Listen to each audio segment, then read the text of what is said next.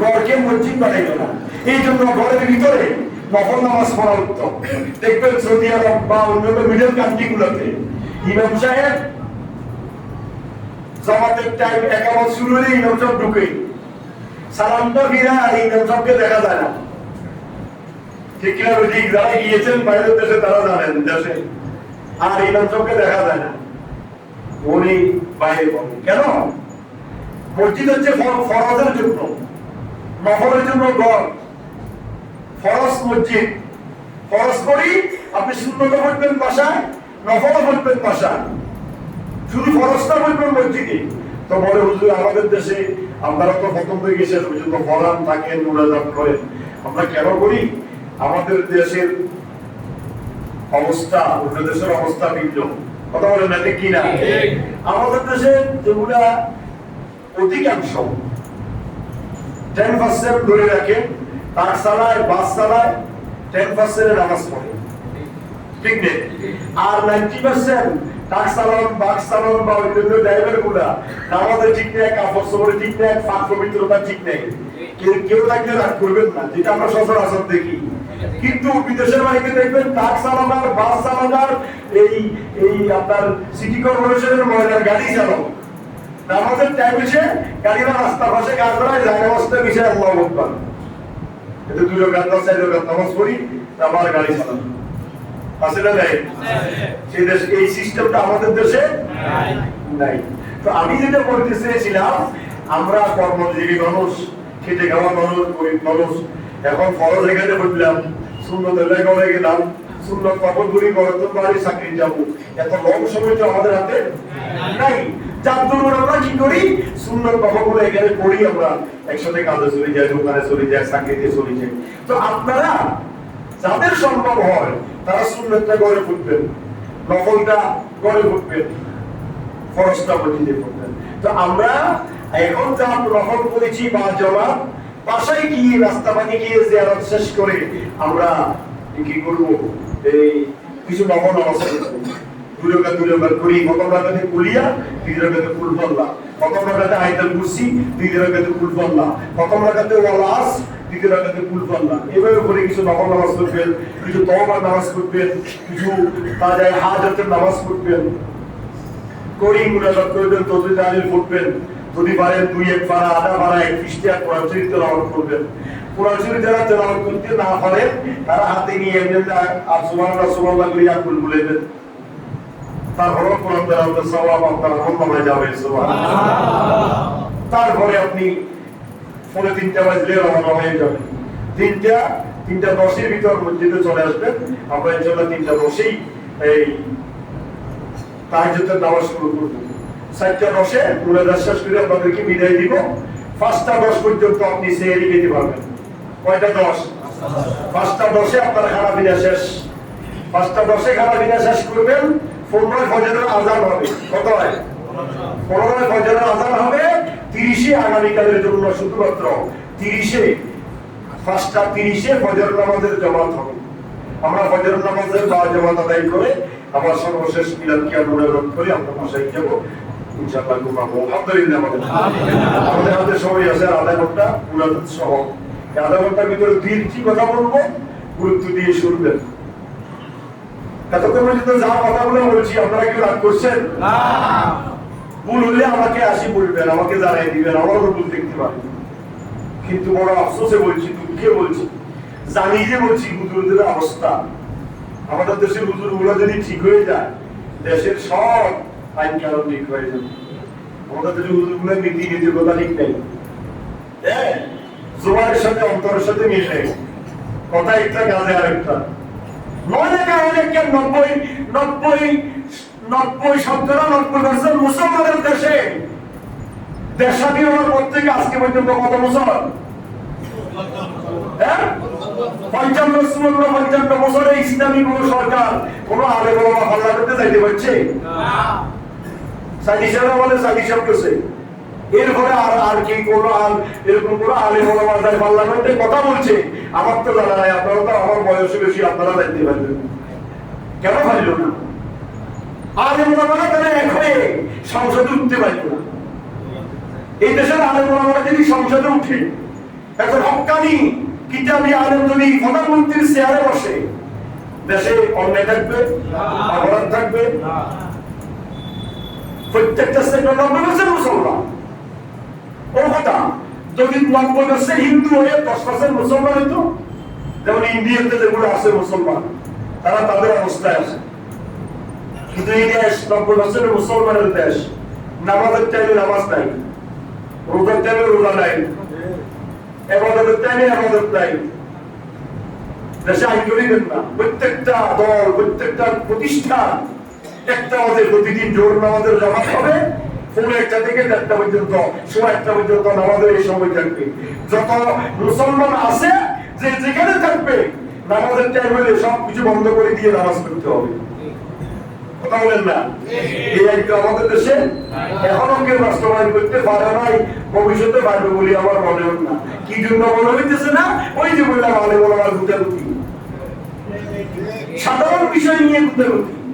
নামাজ 6 ওয়াক্ত কোনো গুনাহের কোনো আকীদার আলেম বলেছে?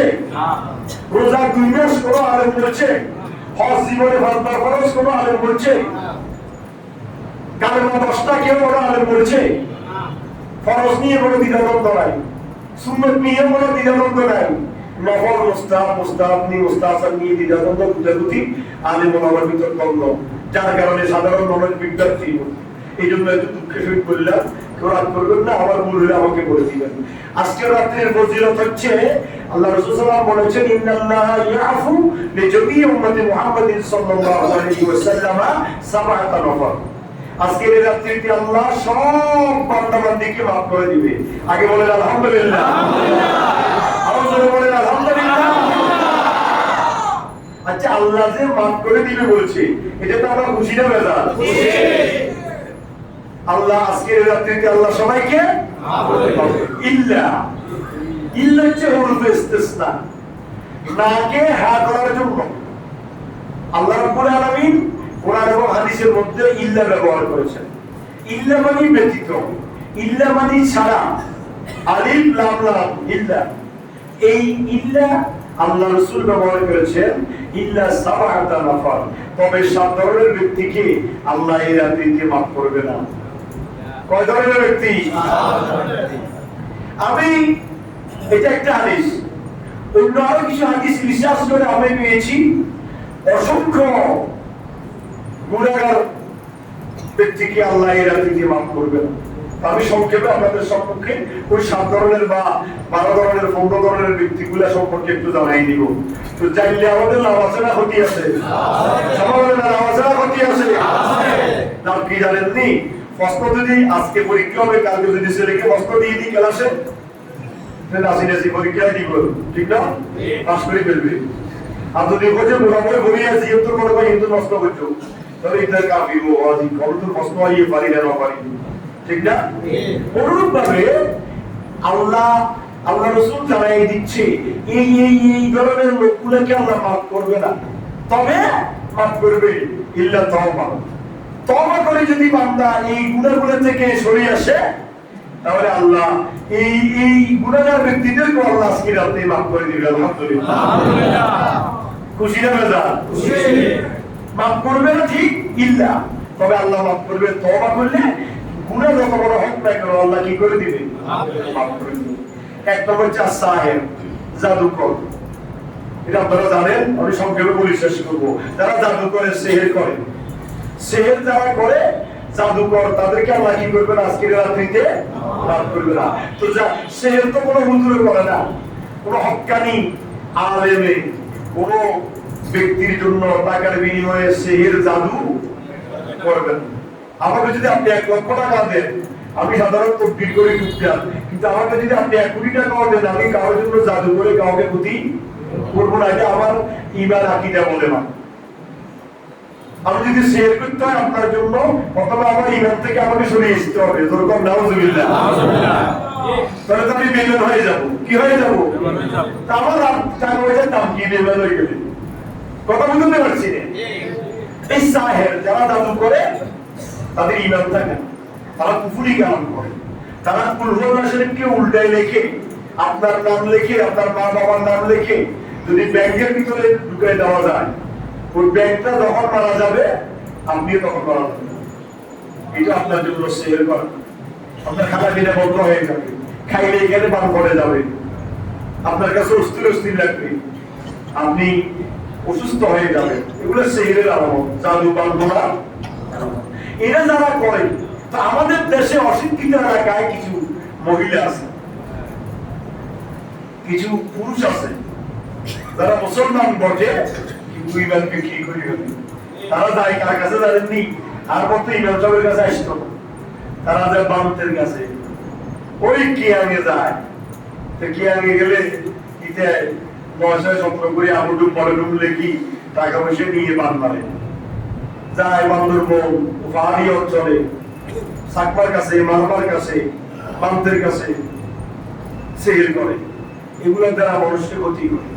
এই যারা এই ধরনের সেহের জাদু কাজ করে তাদের গুনাহ আজকের রাত্রিতে আল্লাহ কি করবে না? ক্লিয়ার বুঝতে পারছেন? দুই নম্বর হচ্ছে আমরা আজকের রাত্রিতে আল্লাহ মাফ করবে না। ওয়াশারিবুল খামর, যারা মদ পান করে তাদেরকে আল্লাহ মাফ করবে না। এই কথা কারে বললাম? আমি যখন এই এলাকাতে আসি 15 সালে অসংখ্য লোক দেখছি এই মার্কা, কিন্তু আলহামদুলিল্লাহ বলেন আলহামদুলিল্লাহ নির্দিষ্ট হাতে গড়া 2-1 ছাড়া আর নাই। আলহামদুলিল্লাহ বলছেন না? এটা আমার দেখা, পরে 15 থেকে পর্যন্ত 10-12 বছর আমার দেখা। আলহামদুলিল্লাহ। তো ওয়াশারিবুল খামর, যারা মদ পান করে তাদের গুনাহ আজকের রাত্রিতে আল্লাহ কি করবে না? মাফ করবে না। তারপর আছে মুসলিমান আছে না। 3 নম্বর যারা জানা বিচার করে তাদের গুনাহ আজকের রাত্রিতে আল্লাহ কি করবে না? মাফ করবে না। জানা বিচার কি এটা তো আপনারা সহজে বুঝেন। তো আরেকটা কথা আছে, আপনি জেনা করেন না, কিন্তু যদি জেনা কারখানা খুলি দেন, ওই জেনা কারখানা খুলি দেওয়ার পরে ওখান থেকে যদি টাকা আপনার ছেলে মেয়ে স্ত্রী পরিবারকে খাওয়ান, ওইটাও কিন্তু আপনি জেনার গুনাহ। এই জন্য যারা হোটেলের মালিক আছেন, হোটেলের সাথে সম্পৃক্ততা আছে, আপনার হোটেল নিরাপদ আছে কিনা, আপনার হোটেলে অন্যায় অবিচার যারা কাজ চলে কিনা, এইটার ব্যাপারে আপনি সতর্ক হবেন। এটা একটু ক্লিয়ার কাজ আপনাদেরকে বলে দিলাম। আশেপাশে আছে তো, আপনাদের আশেপাশে অনেক হোটেল আছে না? এগুলো আপনারা এগুলো না চাইবেন। এই জন্য বলতেছি না আমার বলার কিছু নাই, এরা কি আমার পোশাক নেই, এরা কি আমার বড় কিছু কম নেই, এরা কাজে করে টাকা এরা ইনকাম করে, আমার কি হয়েছে? কিন্তু বলার দায়িত্ব আমার এলাকা হিসেবে আমি এই জন্য আপনাদেরকে জানিয়ে দিলাম। মুসলিম রোহান জেনা, এই জেনার তফসিলটা সরাটা আমি কয়েকটা কিতাবে দেখছি। আপনি জেনা করলেও যে গুনাহ, আপনার মাধ্যমে জেনা করার ব্যবস্থা হইল সেই গুনাহ। আবার যে জেনা করে, জেনা করার কারণে তার ইমান চলে যায়, নাউজুবিল্লাহ, জেনা করার কারণে তার ইমান কি হয়ে যায়? শরীর থেকে বের হয়ে যায়। আবার নতুন করে তওবা করলে তার কালেমা পড়লে ইমান তার ভিতরে ঢুকে, নাউজুবিল্লাহ।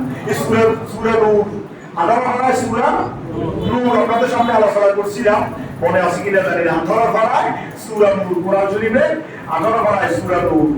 কত পাড়ায়? 18 পাড়ায় সূরা নূরের ভিতর আল্লাহ রাব্বুল আলামিন এই সূরা নূর হচ্ছে 24 নম্বর সূরা। কত নম্বর সূরা? 24 নম্বর সূরা। আয-যানিয়াতু ওয়াজ-যানি ফাজলিদু কুল্লা ওয়াহিদিন মিনহুমা মিয়াতা জালদা। আয-যানি লা ইয়ানকিহু ইল্লা যানিয়াতান ওয়া মুশরিকাতান। আল্লাহ বলেন এই যারা যারা করে, সূরা নূর 18 পাড়ায় 24 নম্বর সূরা। এই সূরা নূরের আলোকে আপনাদের সম্মুখে তখন আলোচনা করছিলাম, হয়তো মনে নাই, দীর্ঘদিন হয়ে গিয়েছে। এই যারা যে করে, যারা করার সাথে সাথে তার বই থেকে ঈমান বের হয়ে যায়, নাউজুবিল্লাহ বলতে বলি। আবার নতুন করে তওবা করলে, ঈমানের কালেমা পড়লে সে মুসলমান হবে। এই যারার ক্ষেত্রে যদি কেউ সহযোগিতা করে, কেউ যারা ব্যবস্থাপনার মাধ্যমে ইনকাম করে, ওগুলো হারাম। ক্লিয়ার? কয় কথা গেল? 3 কথা।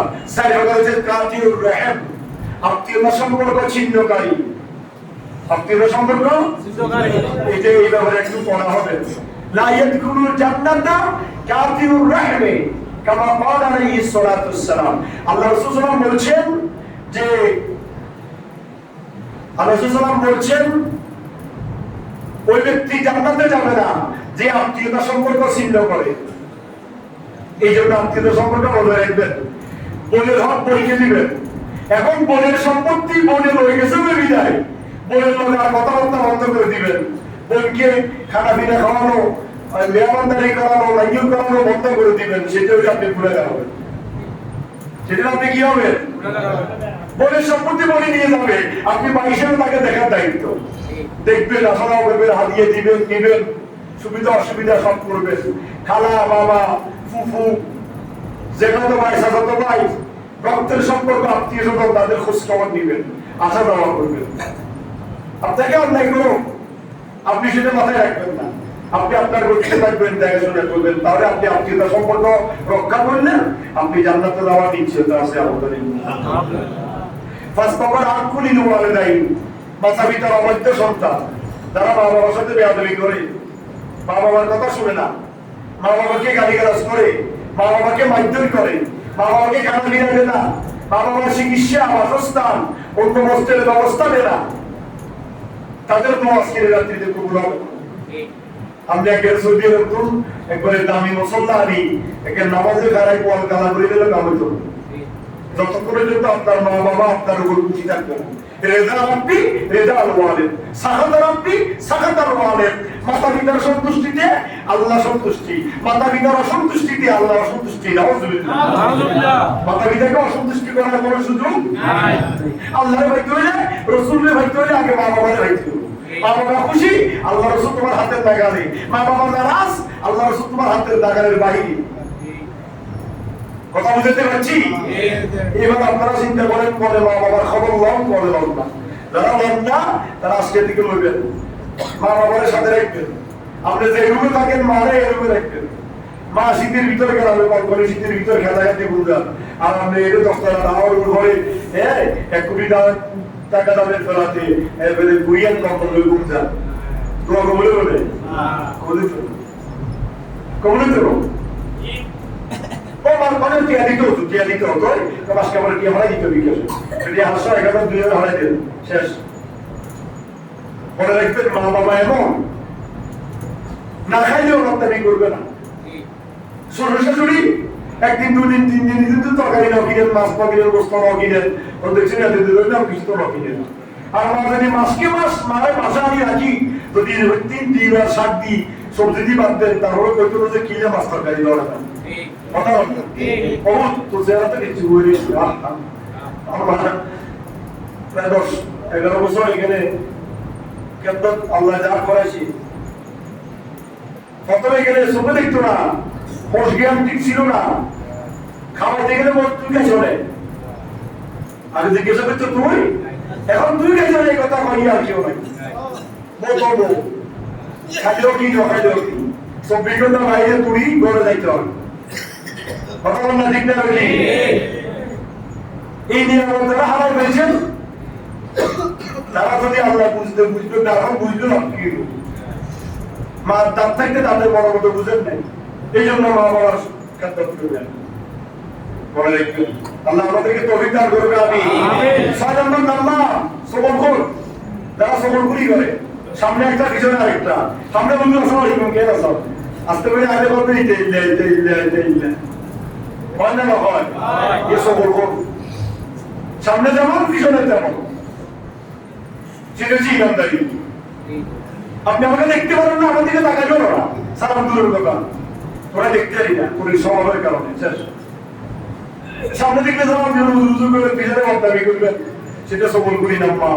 এই নাম্মান কোনদিন জান্নাতে যাবে না। আর নাম্মানও লা ইয়াদখুলুল জান্নাহ কামা ক্বালা আলাইহিস সালাতু ওয়াসসালাম। আল্লাহ বলেছেন নাম্মান কোনদিন জান্নাতে যাবে না। আমার মন্নান আল মন্নানু লা ইয়াদখুলুল জান্নাহ, মন্নানও কোনদিন জান্নাতে যাবে না। মামাল মন্নান, হোয়াট ইজ ডিফারেন্স মন্নান আর নাম্মান? মন্নান এবং নাম্মানের মধ্যে ডিফারেন্সটা কি? পার্থক্য কি? নাম্মান মানে হচ্ছে সরখোর, আর মন্নান হচ্ছে খোটা দানকারী। কি দানকারী?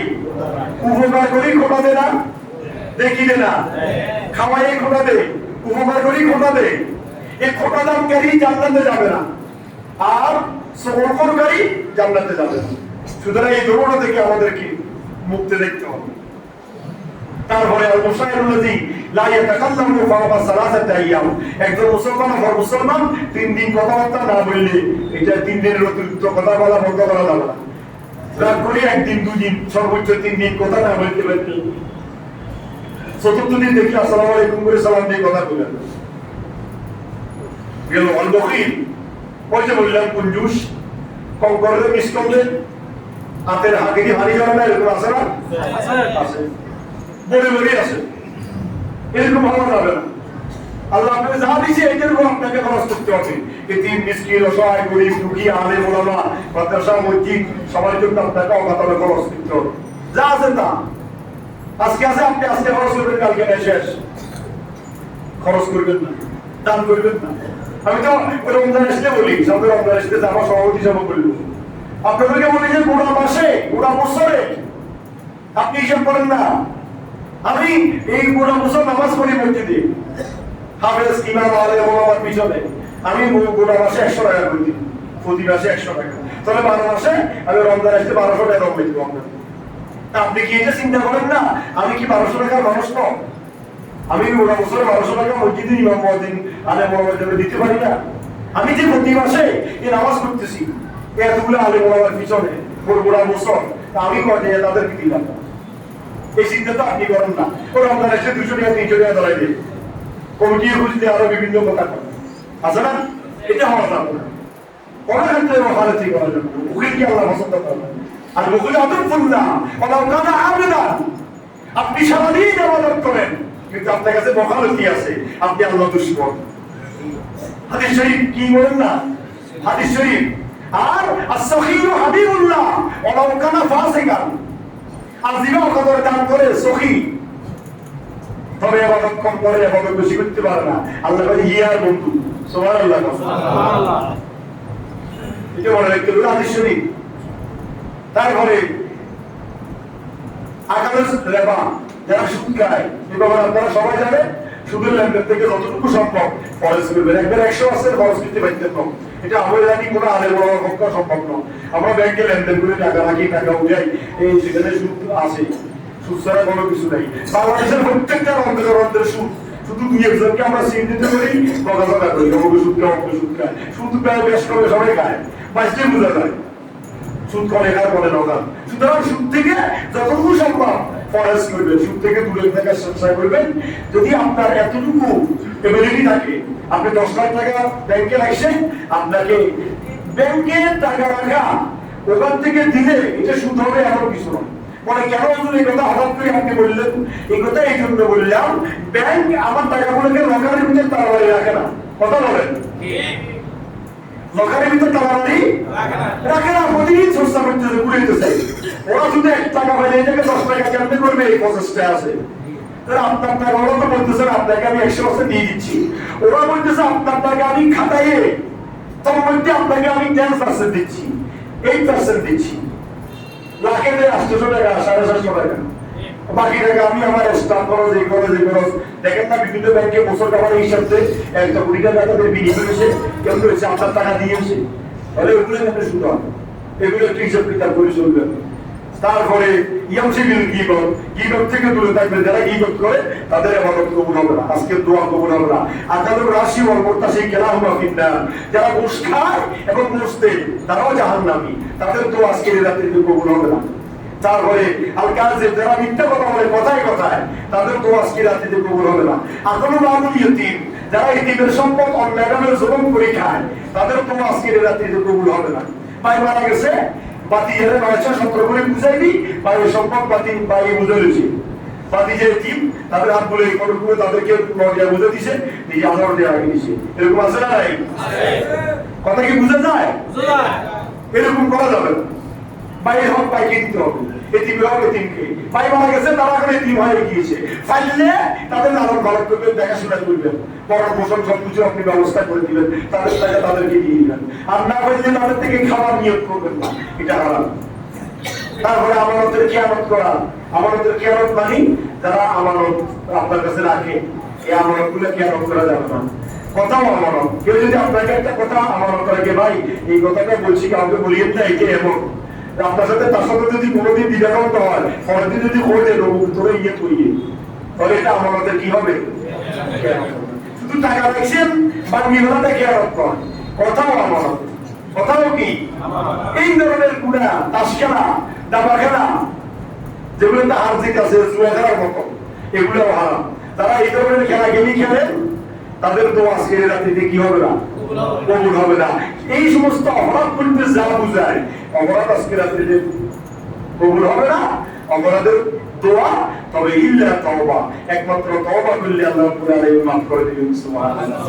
ইয়া নবী সাল্লাল্লাহু আলাইহি ইয়া রাসূল সাল্লাল্লাহু আলাইহি ইয়া নবী সাল্লাল্লাহু আলাইহি ইয়া সালাওয়াতুল্লাহ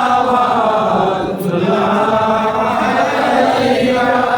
आपका दर हो मेरा सर सामने, रूबे अनवर गौस का सदका करम कर, चश्म दिल कर दो मुनव्वर। या नबी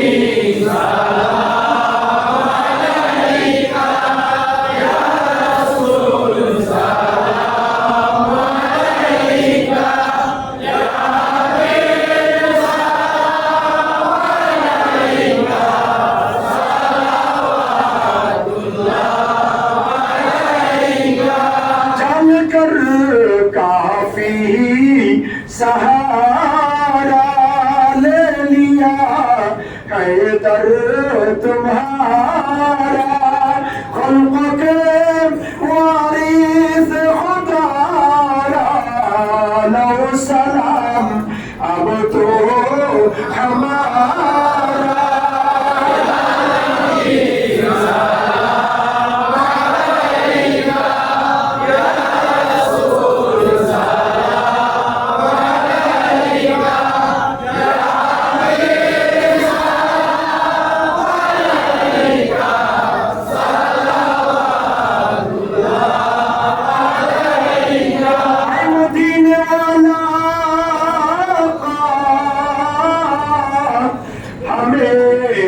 सब मदीना बुला ऐसे करे मोहम्मद बेला मुस्तफा जाने रहमान बेला शमे बज में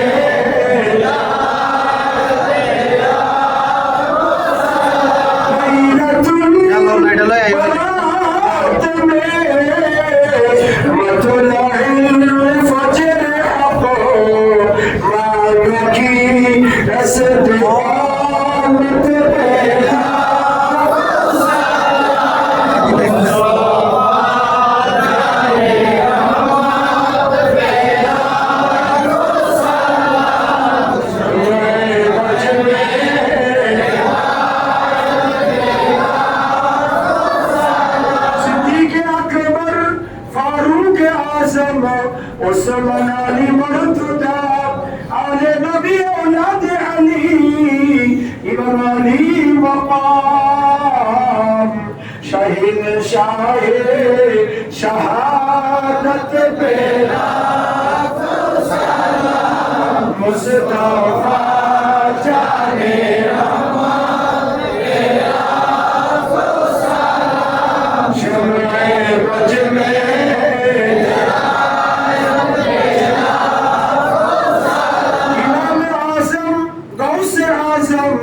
ख्वाजा गरीब निवास कमलान तरीक़त बेगा मेरे दरूद हमें लागे शरीयत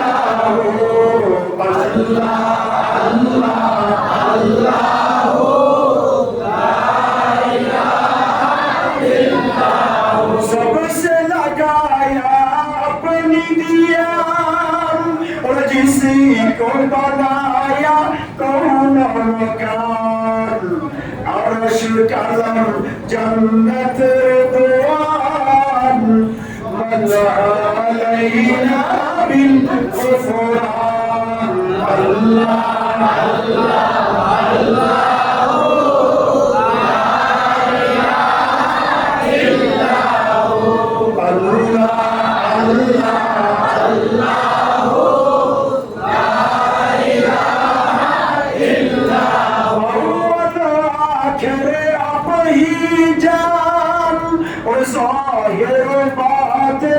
उसका मान दर्जियाने उनकी शान मन अलैना बिल गुफरान अल्लाह अल्लाह अल्लाह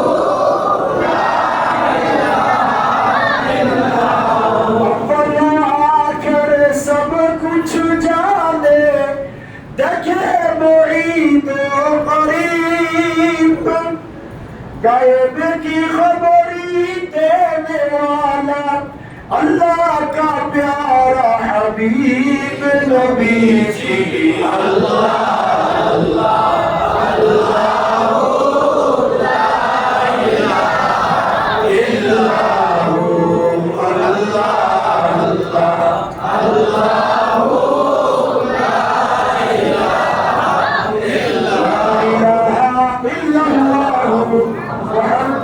Rasulullah sallallahu ta'ala alaihi wasallam সবাই আলহামদুলিল্লাহ জোরে বলছে বুঝিদের কাঁধে উড়ে সবাই বলি আলহামদুলিল্লাহ রব্বানা লাকাল হামদ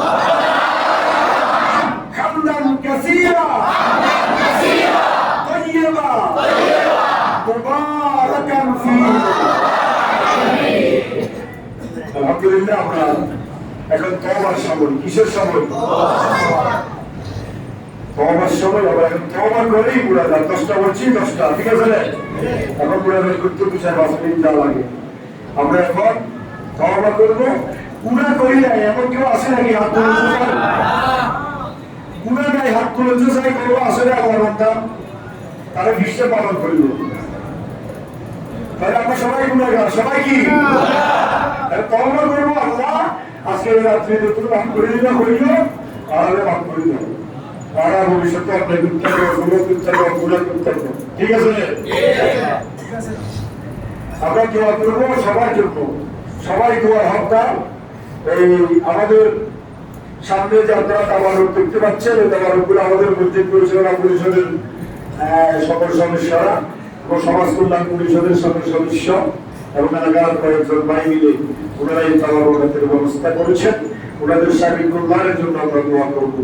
আমাদের আলহাজ আনোয়ারুল করিম সাহেব উনি একদম কোরআন তেলাওয়াত করেছেন। ওনারা বাবা ছেলে, ওনার স্ত্রী ব্যবসা বাণিজ্য বাড়িঘর সার্বিক কল্যাণের জন্য দোয়া করব। এবং আমাদের এসএম টাওয়ার থাকে আব্দুর রহমান ভাই, উনি জেনারেটরের জন্য 5,000 টাকা দিয়েছেন।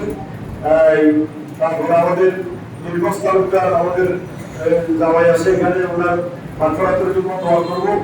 তারপরে তোরা মোহাম্মদ হেলাম আমাদের 3 তলায় বলছিলাম তোরা কাজ চলতেছে, সেখানে আপনার এর জন্য গ্লাস, থাই গ্লাস হেলাল ভাই 2টা গ্লাস দিয়েছেন, আরো অনেকে দিয়েছেন, আরো 1টা গ্লাস বাকি আছে, আপনারা চাইলে দিতে পারবেন ইনশাআল্লাহ।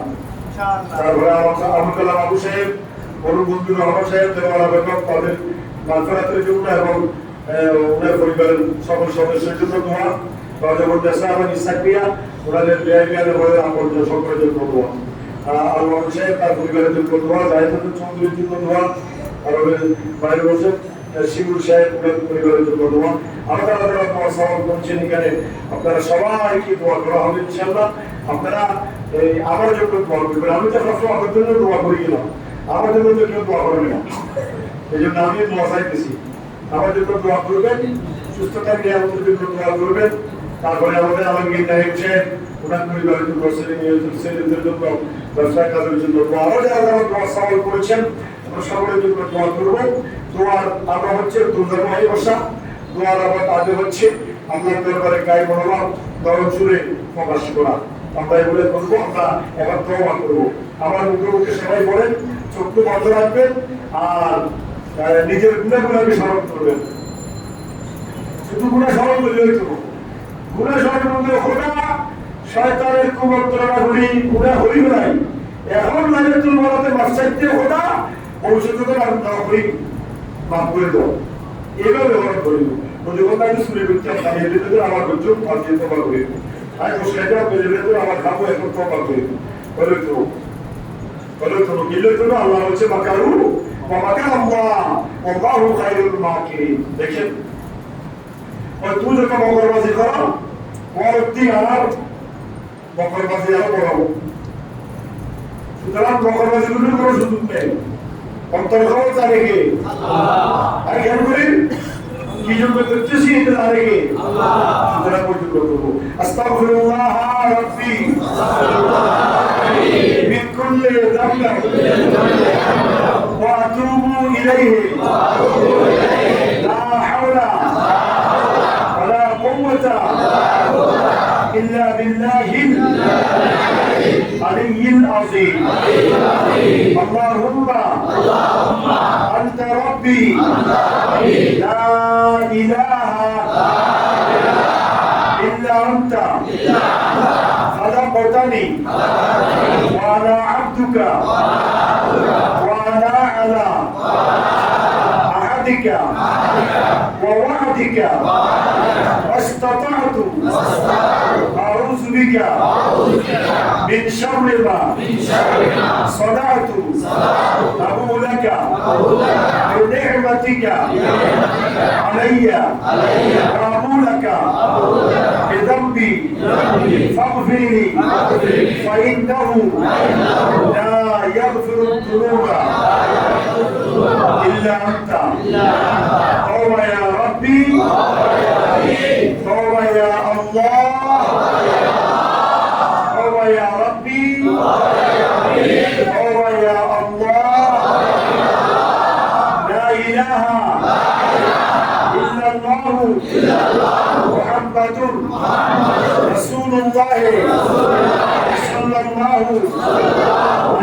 وسلم أشهد أن لا إله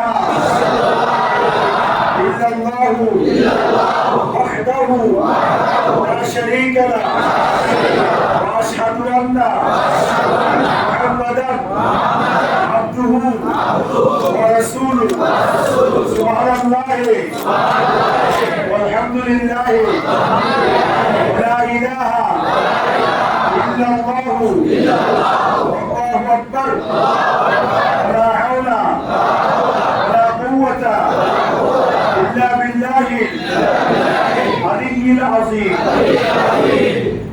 سبحان الله والحمد لله لا إله إلا الله والله أكبر ولا حول ولا قوة إلا بالله العلي العظيم الله আমরা ঐক্যবদ্ধ হয়ে আজকে লাইলাতুল বরাতে রজনীতে তওবা করলাম আল্লাহ আমাদের তওবা কবুল করে দাও জীবনে যতদিন জীবিত থাকবো আর গুনাহ করবো না আমাদেরকে গুণমুক্ত জিন্দেগি দান করো আমিন আমিন আমিন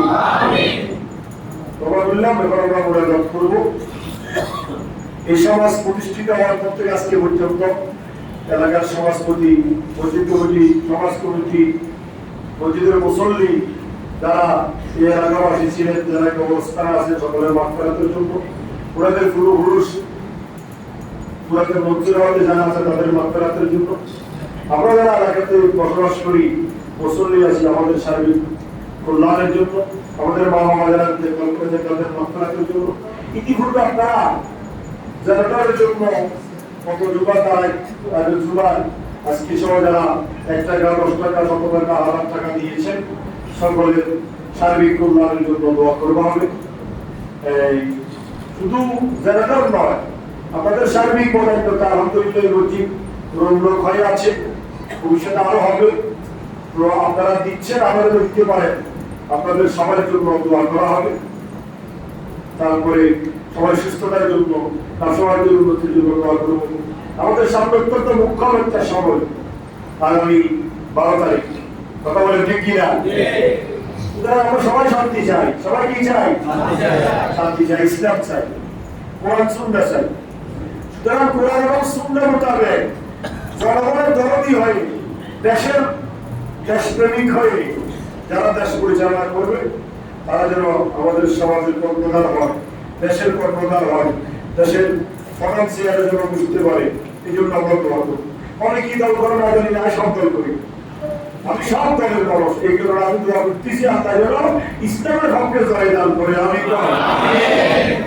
কোরআন সুন্নাহতে দেশ চালানোর গরিবের দরদি যে হবে সে যেন দেশের প্রধানমন্ত্রী হয়, এবং কোরআন সুন্নাহর কি আলোচনা জামাতে আকীদা যেন ঠিক থাকে। প্রত্যেক ক্ষেত্রে যেন আল্লাহ রাসূল আউলিয়া কিরাম ওলামায়ে কিরাম পীর বুজুর্গ যাদের মাধ্যমে আমরা ইসলাম পেয়েছি, ইমান পেয়েছি, এগুলো যেন ঠিক থাকে। এই জন্য আমাদেরকে চিন্তা ভাবনা করে করতে হবে। আমি কোনো বোর্ডের পক্ষে হলো, কোনো দলের পক্ষে হলো, এই জন্য আপনাদেরকে একটু জানাই দিলাম যে ভোট দিবেন ঠিক, আর দিও যারা খুশি তারা দিও, ইয়ে ঠিক আছে, কিন্তু যারা খুশি তারা দিবেন যে চিন্তা ভাবনা করে দিবেন। দেশের উন্নয়নগুলি, ইসলামের ক্ষেত্রগুলি, ইসলামের এই পলিটিক্যাল আইডেন্টি হলো ইসলামের, এগুলো সব কিছু চিন্তা করি। তারা যখন ভোট দিও ইনশাআল্লাহ দেশের শান্তি ফিরিয়ে আসবো। আর আশা করি বাকি আর আল্লাহতে এই আল্লাহ আমাদের সবাইকে কবুল করো। আমরা মোনাজাত করবো। একবার সূরা ফাতিহা, 3টা সূরা, একবার সূরা